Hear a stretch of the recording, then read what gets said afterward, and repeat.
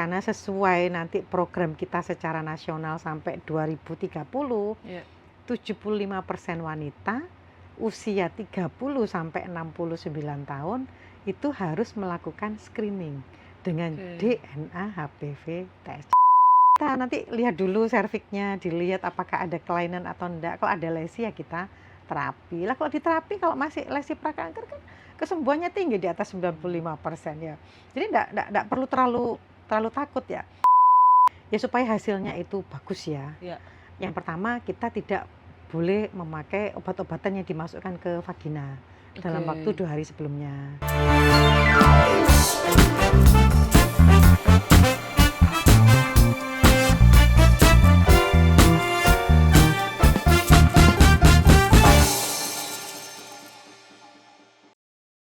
Assalamualaikum warahmatullahi wabarakatuh, Tribuners, salam sejahtera untuk kita semua. Masih bersama saya Cindy dalam podcast Healthy Vibes Tribun Jatim Network. Tribuners, di episode kali ini kita akan masih membahas seputar kanker serviks nih. Nah, seperti kita ketahui, Tribuners, kanker serviks masih menjadi salah satu penyebab kematian tertinggi pada perempuan. Padahal penyakit ini sebenarnya dapat dicegah dan juga dideteksi sejak dini. Salah satu upaya penting dalam pencegahan tersebut adalah melalui pemeriksaan screening DNA HPV test yang bertujuan mendeteksi keberadaan virus HPV sebelum berkembang menjadi kelainan serius pada leher rahim. Nah, sayangnya Tribuners, masih banyak perempuan yang belum mengenal pemeriksaan ini, termasuk manfaat, sasaran, serta tindak lanjut yang perlu dilakukan setelah hasil keluar. Nah, untuk itu kita akan membahas lebih jauh lagi dan masih bersama saya di sini Dr. Indra Yuliati, dokter ginekologi onkologi. Selamat sore, dokter. Selamat sore, Mbak Cindy. Baik, kita kembali lagi nih, dokter. Baik, dokter, ini masih menjadi topik yang sangat penting sekali untuk diketahui masyarakat ya, dokter ya. Ini tentang screening DNA HPV test. Nah, itu mungkin bisa dijelaskan di awalnya dulu, dok, itu tuh maksudnya itu seperti apa dan cara kerjanya itu seperti apa, dok? Ya, mungkin kita bahas dulu yang pertama. Ya, screening DNA HPV test itu buat apa? Seperti itu ya. Jadi seperti kita ketahui, kanker serviks itu kanker pada wanita nomor 2 di Indonesia. Di dunia itu nomor 4. Terus 90 detik di dunia itu 1 wanita meninggal karena CA serviks. Sedangkan di Indonesia 1 jam 1 sampai 2 wanita meninggal karena CA serviks. Ya, kita sudah bahas bahwa pencegahannya itu bisa dengan cara yang pertama vaksin HPV. Terus yang kedua dengan cara screening.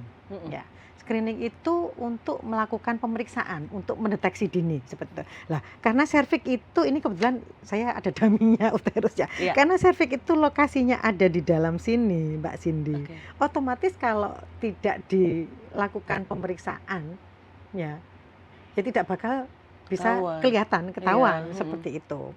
Sehingga ada beberapa macam screening untuk mendeteksi bahasanya untuk mendeteksi dini kanker leher rahim. Yang pertama kita bisa melakukan dengan namanya visual inspection. Nah, visual inspection itu kita buka ya, kita lihat serviksnya, kita oleskan dengan asam asetat atau dengan lugol iodine untuk mendeteksi adanya kelainan di serviks. Jadi tidak ada kanker serviks itu tiba-tiba sudah jadi kanker gitu enggak. Jadi ada fase yang disebut dengan fase lesi prakanker serviks ya. Terus yang kedua, bisa pemeriksaannya secara sitologi. Nah, sitologi itu misalkan dengan pap smear. Nah, pap smear itu ada 2 macam. Jadi ada pap smear yang konvensional, ada pap smear yang berbasis cairan.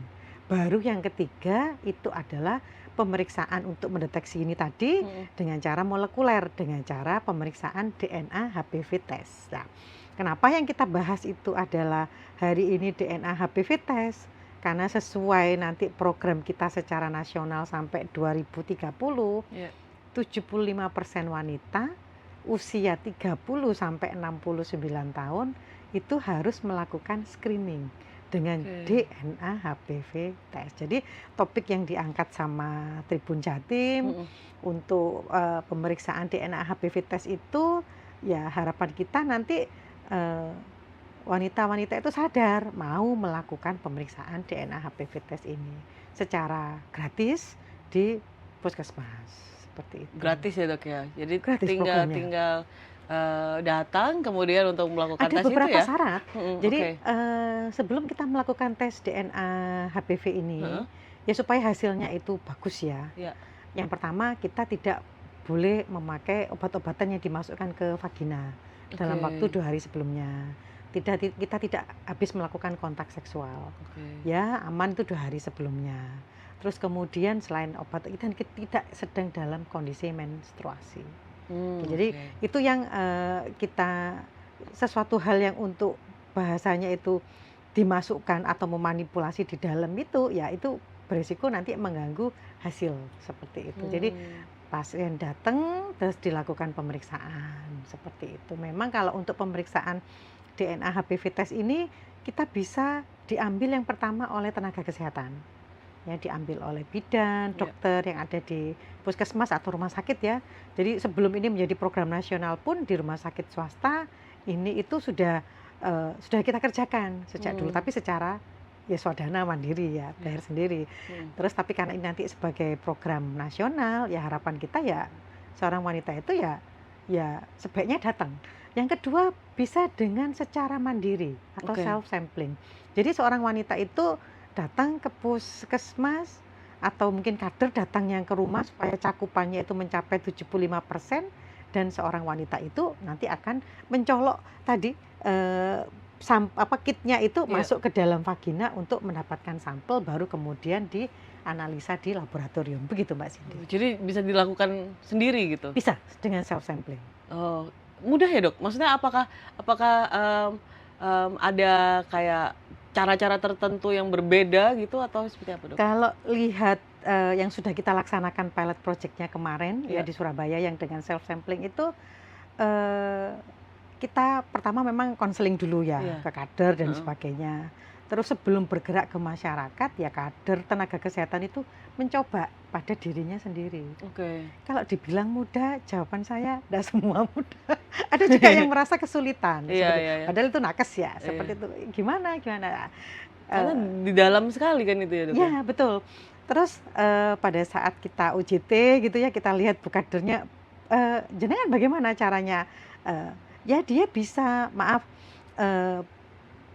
berdiri, terus kakinya itu ditaruh di atas kursi, terus dicolok masuk ke vagina. Jadi alatnya itu seperti kayak cotton bud gitu, panjang, dimasukkan ke situ selama 30 detik, terus baru kemudian dimasukkan di cairannya, seperti itu selama 20 detik, seperti itu. Jadi nanti tergantung variasi alat yang dipakai untuk tiap daerah. Terus kemudian habis itu ada yang model si bu kader itu duduk di meja, kakinya diangkat begini terus dicolok seperti itu. Yang penting memudahkan gitu ya. Terus pada saat ada juga yang kita waktu home visit ya atau door to door gitu, si ibu kesulitan, sehingga posisinya itu sampai harus dipangku gitu sama bu kadernya supaya tangannya itu bisa masuk nyolok ke dalam vagina seperti itu. Jadi nanti ada berbagai macam cara yang kita bisa gunakan posenya itu supaya nanti bisa mendapatkan sampel tersebut. Tapi nggak dilepas, pasti ada arahan gitu ya dok ya? Ya betul, karena kalau misalkan ini dilepas ya, karena ini kan kita sudah melaksanakan bahasanya pilot project-nya ya. Ternyata ada beberapa sampel itu yang ternyata nggak valid, artinya tidak terdeteksi apa-apa. Kan sayang. Tujuan kita bagus, ini dana digelontorkan untuk bahasanya screening untuk kesehatan seorang wanita, ternyata beliaunya mungkin hanya pura-pura sudah terus dimasukkan lagi ke kontainernya itu, terus begitu dianalisa invalid seperti itu. Sehingga berdasarkan pengalaman ini, kalau nanti walaupun itu suatu self sampling, pengambil secara mandiri tetap diawasi oleh kader kesehatan. Jadi tetap sama-sama masuk ke ruangan, ditutupi pakai sarung, kemudian beliaunya ngambil sampelnya, begitu. Mungkin itu opsi supaya kan ada yang malu ya dok ya, kalau yang melihat langsung itu orang lain gitu. Nah ini ini cara yang sangat oke sekali itu untuk mengantisipasi itu ya dok ya. Betul, karena dengan pemeriksaan HPV DNA test itu ya kita bisa mendeteksi sejak awal. Jadi sebelum terjadi kanker masih hanya terinfeksi virus dan sensitivitas untuk pemeriksaan ini itu mencapai 100%. Gitu. Sehingga kalau semisal hasilnya itu positif, maka itu bisa dijadikan bahasanya, oh pasien ini harus dilakukan treatment apa enggak, seperti itu. Jangan sampai seorang wanita itu akhirnya menjadi kanker leher rahim. Jadi itu tuh awalannya. Ya, betul. Itu, dok, ya, untuk mengetahui ada atau tidaknya. Dokter, kemudian tadi dokter sebut juga tentang pap smear. Nah, ini tuh perbedaannya dok dari screening DNA HPV test dan juga pap smear itu seperti apa dok? Kalau pap smear itu pemeriksaan dengan sitologi. Kalau sitologi itu artinya berbasis sel. Ya, jadi kita itu mengambil mengambil sampel di sini ya, sel-sel yang eksfoliatif, sel-sel yang lepas. Jadi kalau ternyata sel yang ada kelainan itu tidak lagi eksfoliatif atau lepas, ya kita nggak dapat sampel apa-apa. Seperti itu. Terus kemudian smear. Nah, smear itu artinya dioleskan gitu Mbak, disemirkan di objek gelas. Ini yang konvensional. Ya, baru dibaca sama dicat, dibaca sama dokter PA apakah ada sel yang mengalami kelainan atau tidak. Tapi kalau dia itu pap smear yang berbasis cairan ya, sama seperti yang HPV DNA yang diambil oleh nakes ya, kita ngambil dari sini, dimasukkan di cairan, baru di centrifuge, dimasukkan ditata di objek gelas gitu, baru dicat terus dibaca. Cuman memang kalau untuk pap smear itu ternyata false negatifnya itu masih tinggi. Artinya di beberapa jurnal itu dikatakan bahwa mencapai 27%. Jadi artinya harusnya ada kelainan, tetapi yang terbaca itu hasilnya negatif. Jadi makanya disebut false negatif. Gitu. Jadi ada kelainan tapi hasilnya negatif. Karena tadi itu pap smear itu false negatifnya tinggi, IVA pun juga agak subjektif, makanya dari WHO itu menyarankan rekomendasinya adalah untuk screening ya sebaiknya adalah menggunakan pemeriksaan HPV DNA test sebagai primary screening program seperti itu. Dan negara kita ini dengan rencana aksi nasional 2023 sampai 2030 ini harapannya ya nanti akan bisa memenuhi target tersebut seperti itu. Jadi kalau dibilang seberapa pentingnya DNA HPV test untuk mengetahui adanya kanker deteksi dini ya dok ya, kanker cervix itu kalau diomong seberapa penting, sangat penting ya dok ya? Ya sangat penting karena dia sensitivitinya lebih bagus dan spesifitinya juga lebih bagus. Jadi terdeteksinya itu akan lebih awal seperti itu. Jadi kalau seorang wanita itu dicek HPV DNA test ternyata hasilnya itu positif, ya dunia itu belum berakhir. Itu masih awal banget. Masih sangat bisa sekali betul. Untuk jadi treatment ya dok? Ya, jadi kita nanti lihat dulu serviknya, dilihat apakah ada kelainan atau enggak. Kalau ada lesi ya kita terapi. Lah kalau diterapi kalau masih lesi prakanker kan kesembuhannya tinggi di atas 95% ya. Jadi enggak perlu terlalu takut ya. Kita banyak video testimoni dari kader, dari masyarakat yang kemarin itu yang HPV DNA testnya positif, eligible, terus kemudian dilakukan thermal ablasi di puskesmas ya, oleh dokter yang sudah kita latih itu, ya dia bilang oh enggak sakit, ya memang enggak sakit, cuman dipanasi sebentar tok 1 menit ya, terus nanti baru kita evaluasi ya. Memang pesan idealnya kita ulang pemeriksaan HPV DNA test kalau dia itu habis positif itu adalah diulang 1 tahun lagi untuk lihat persistensinya sudah sembuh atau belum. Tetapi karena itu tidak tercover ya, sehingga kita nanti setelah dia HPV DNA positif diterapi, ditreatment, baru kita kerjakan pemeriksaan IVA test seperti itu Mbak. Oke, dokter, ini kita melihat helikopter view-nya dulu dok. Ini tuh yang perlu untuk screening ini tuh ada kayak kelasnya gitu nggak sih dok, atau khusus untuk kelompok yang ini atau kelompok yang ini gitu dok? Enggak, kalau screening itu semua wanita. Semua wanita bisa semua wanita usia 30 sampai 69 tahun. Tetapi kalau wanita itu dengan menderita HIV, itu lebih awal. Ya, jadi kalau di WHO itu menyatakan bahwa dengan DNA HPV test sebagai primary screening program itu mulai usia 30 tahun diulang sampai 5-10 tahun pada pasien-pasien wanita dengan HIV, ya. Jadi wanita yang menderita HIV, dia kan imunitasnya lebih rendah. Rentan, ya. Dia itu startnya mulai usia 25 tahun. Dan pemeriksaannya dipercepat. Kalau ini 5-10 tahun, ini 3 tahun. Diulang seperti itu. Kasihan nanti kalau misalkan dia menderita CA cervix, biar bisa bahasanya sebelum CA cervix bisa tertangani seperti itu. Dan apakah meskipun tidak ada gejala atau merasa sehat nih dok, ini saya sehat bugar gitu, tapi tetap perlu juga untuk screening itu? Ya pasti. Menyimpulkan sehat ya. Kita sebagai wanita itu kan harus sehat luar dalam. Wah, ya, yang luarnya dipermak ya. Iya betul sekali dok. Treatment ya ke dokter kulit ya mungkin. Nah terus yang di dalam itu juga harus dilihat. Jadi sehatnya itu luar dalam seperti itu. Iya. Oke.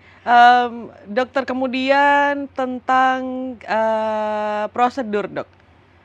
Untuk pasien ketika prosedur DNA HPV, DNA HPV test itu bagi pasien sendiri itu apakah nyaman atau ganggu atau seperti apa, dan dari segi amannya seperti apa dok? Jadi memang semua pemeriksaan ya in speculo ya, jadi kayak pakai cocok bebek untuk dilihat itu mungkin tidak nyaman buat seorang wanita. Rasanya itu mungkin agak aneh ya kan, ada benda dimasukkan, diputar ya, terus kemudian kita ngambil sampel gitu, tapi ya enggak nyaman sedikit, ya enggak usah merasa malu ya ngambil sampelnya juga sesama wanita ya, tapi kan itu kita bisa nanti kalau ada sesuatu hal yang abnormal sejak awal itu bisa tertangani ya. Jadi malu itu bisa bahasanya menimbulkan masalah ya, karena malu, tidak ketahuan, tidak terdeteksi awal, akhirnya menjadi kanker leher rahim stadium lanjut seperti itu. Kan kasihan ya. Iya, jadi ditahan dulu ya dok ya, meskipun ada nggak nyamannya, tapi kan demi kebaikan bersama juga. Supaya tadi kita sehat luar dalam seperti itu. Baik, dokter. Kemudian untuk proses pemeriksaannya itu tuh seberapa lama dok, dan apakah hasilnya itu bisa langsung diketahui atau harus menunggu lagi? Kalau untuk prosedur pemeriksaannya tidak lama mbak, jadi kita hanya datang ya, terus kemudian ya lepas ya, terus kemudian dipasang spekulum, diambil sampelnya itu loh, tidak sampai lama, tidak sampai 1 menit ya. Terus kemudian cepet banget ya, sampai pasang spekulumnya ya 5 menit. Terus kemudian dilepas, terus kemudian hasilnya kita bahan sampelnya kita kirim ke laboratorium. Biasanya hasilnya itu jadi 1 minggu kemudian seperti itu. Dan itu bisa tahu ada atau tidaknya ya dok ya? Betul, untuk mengetahui kayak waktu kita melakukan tes COVID itu loh mbak. Oh iya. Itu kan pakai PCR, jadi dicolok terus ditunggu hasilnya, sama seperti itu. Oh oke. Kemudian persiapan dok, tadi dokter sebut yang self sampling ya, itu kan ada persiapannya 2 hari sebelumnya, tidak memakai obat, tidak berhubungan, dan tidak menstruasi. Nah, untuk screening DNA HPV test itu apakah ada persiapan lainnya atau seperti apa dok? Enggak, cukup itu aja. Jadi itu yang bahasanya hasilnya supaya bagus ya, memang kita hindari penggunaan obat-obatan atau manipulasi di daerah vagina dan serviks, terus tidak sedang menstruasi, terus kemudian dengan melakukan pemeriksaan ini tadi ya hasilnya nunggu 1 minggu dan baru kemudian kita beritahukan hasilnya. Cuman memang kalau dengan hasil positif itu kita sendirikan, jadi kita memakai teknik dalam arti kader aja nggak tahu kalau itu hasilnya positif. Iya, jadi kita kumpulkan sendiri, ada PIC dokter yang memberikan edukasi, karena maaf beberapa kalau kita ketemu dengan pasien wanita yang positif itu dia bilang, ini aib, begitu. Ya. Oh, saya gini, Ibu, ini virus ini bisa terjadi pada semua orang, wanita ya. Walaupun kita enggak ganti-ganti partner dan sebagainya. Jadi itu edukasi yang harus kita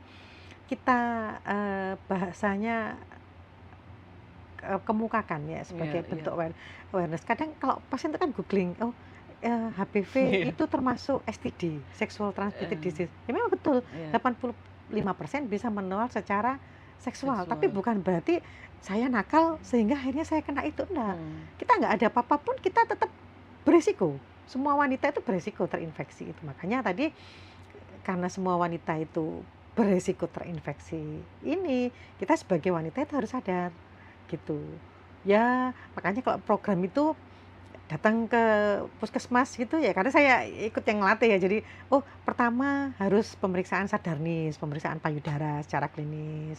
Terus kita ambil HPV DNA-nya ya. Terus kemudian kita kerjakan IVA langsung juga. Jadi kita dua, namanya co-testing. Co-testingnya dengan HPV DNA dan IVA. Dan yang ketiga, yang keempat kita kerjakan pemeriksaan bimanual. Jadi satu kali wanita datang, kita langsung melakukan 4 pemeriksaan itu. Jadi kalau sampai misalkan, pada saat kita melakukan bimanual, ternyata ada, tumor dari ovarium.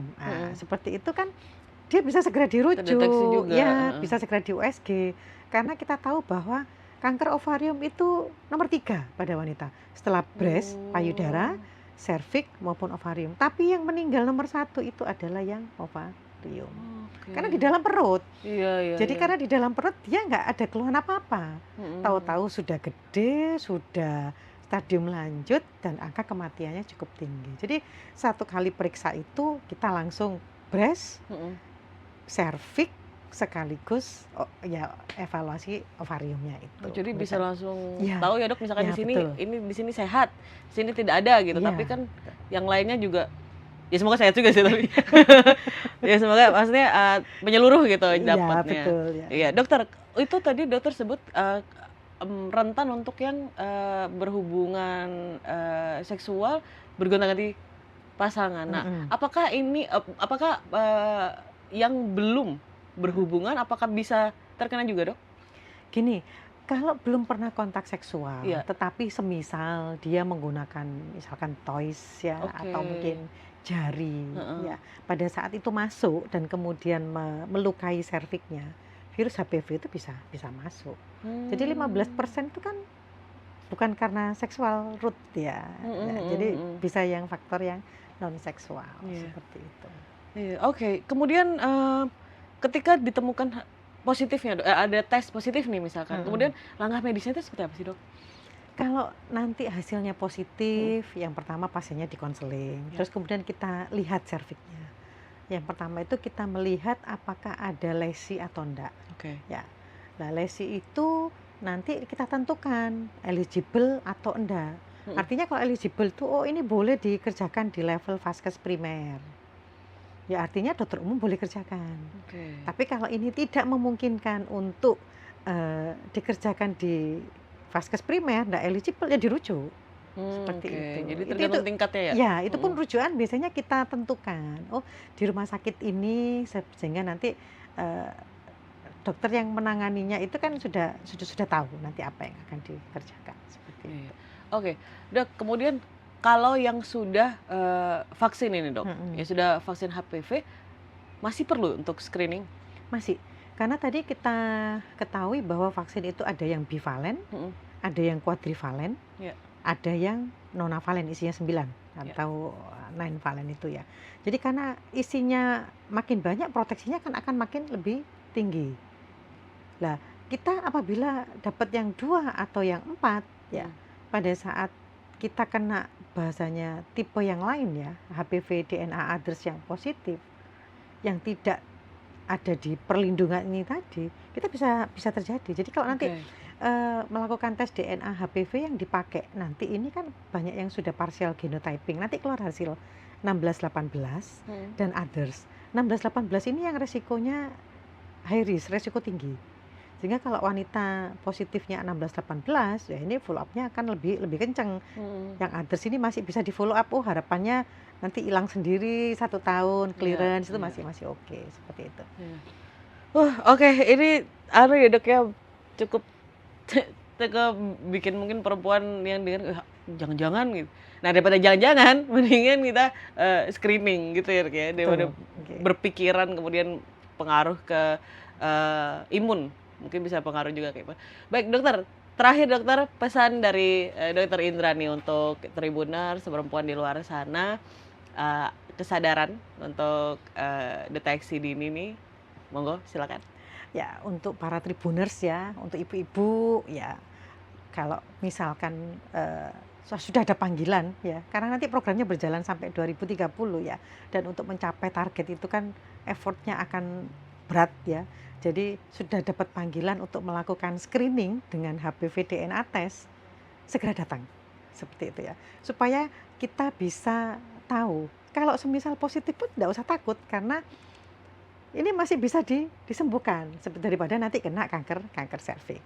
Untuk yang bapak-bapak, istrinya disuruh jangan sampai dilarang untuk melakukan pemeriksaan tersebut, karena peran bapak-bapak itu sangat penting juga. Jadi pengalaman pada saat kita melakukan konseling dan sebagainya, dia bilang, saya harus izin suami saya dulu, ada yang dilarang suaminya dan sebagainya ya. Kita akhirnya mendekatinya dengan pada saat pilot project itu YKI dengan kader Surabaya hebat itu datang ke pengajian, datang ke arisan, datang ke PKK, ya rapat dengan semuanya. Jadi peran serta masyarakat ya, terus kemudian media sosial dan kemudian juga informasi itu sangat penting supaya masyarakat kita itu ya, terutama ibu-ibu ya, ini sehat ya. Sehatnya tadi sehat luar dalam ya, artinya jangan sampai nanti luarnya tok bagus, ternyata kita